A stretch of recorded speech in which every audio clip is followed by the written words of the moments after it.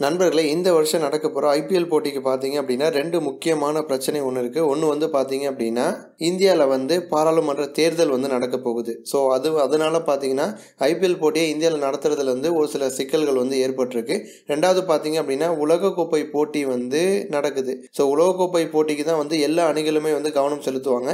அதனால் பார்த்தீங்க அப்படின்னா ஆஸ்திரேலிய வீரர்கள் மற்றும் இங்கிலாந்து வீரர்கள் வந்து பாதி ஐபிஎல் சீசனுக்கு பிறகு வந்து தாயகம் திரும்பிடுவாங்க அப்படின்னு ஏற்கனவே வந்து அந்தந்த கிரிக்கெட் வாரியங்கள் வந்து தெரிவிச்சிருந்தாங்க.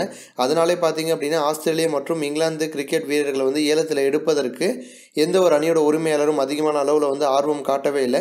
இப்போ பார்த்தீங்க அப்படின்னா தென்னாப்பிரிக்க அணியோட கேப்டனான டூப்ளசிஸ் வந்து என்ன தெரிவிச்சிருக்காரு அப்படின்னா உலகக்கோப்பைக்கு முன்பு ஐபிஎல் நடக்கிறது வந்து அவ்வளோ நல்லா படலை, அவ்வளோ சரியாக வந்து படலை. ஏன்னா வந்து ஏதாச்சும் ஒரு பவுலருக்கு வந்து காயம் ஏற்பட்டுருச்சு அப்படின்னா கண்டிப்பாக அவங்களால வந்து உலகக்கோப்பை போட்டியில் வந்து விளையாட முடியாது. ஸோ தற்சமயம் வந்து சவுத் ஆப்பிரிக்கா அணிலேருந்து முக்கியமான பந்து வீச்சாளர்கள் அப்படின்னு பார்க்கும்பொழுது ரபாடா இருக்காரு. ரபாடா வந்து டெல்லி கேபிட்டல்ஸ் அணியில் வந்து விளையாட போகிறாரு. நிகிடி சென்னை சூப்பர் கிங்ஸ் அணியில் வந்து சூப்பரான ஒரு பவுலர். சிஎஸ்கேல வந்து வேகப்பந்து வீச்சுக்கு வந்து சூப்பராக கை கொடுக்கக்கூடிய ஒரு வீரர் அப்படின்னா அவர் வந்து நிகிடி. அதேமாதிரி வந்து கிறிஸ் மோரிஸும் இருக்கார். ஸோ இந்த 3 வீரர்களுமே பார்த்தீங்க அப்படின்னா தென்னாப்பிரிக்க அணியில் வந்து முக்கியமான வீரர்கள். ஸோ இவங்களுக்கு யாராச்சும் வந்து காயம் ஏற்பட்டுருச்சு அப்படின்னா கண்டிப்பாக வந்து தென்னாப்பிரிக்க அணிக்கு வந்து பெரிய அளவில் அது வந்து பின்னடைவை வந்து ஏற்படுத்தும்.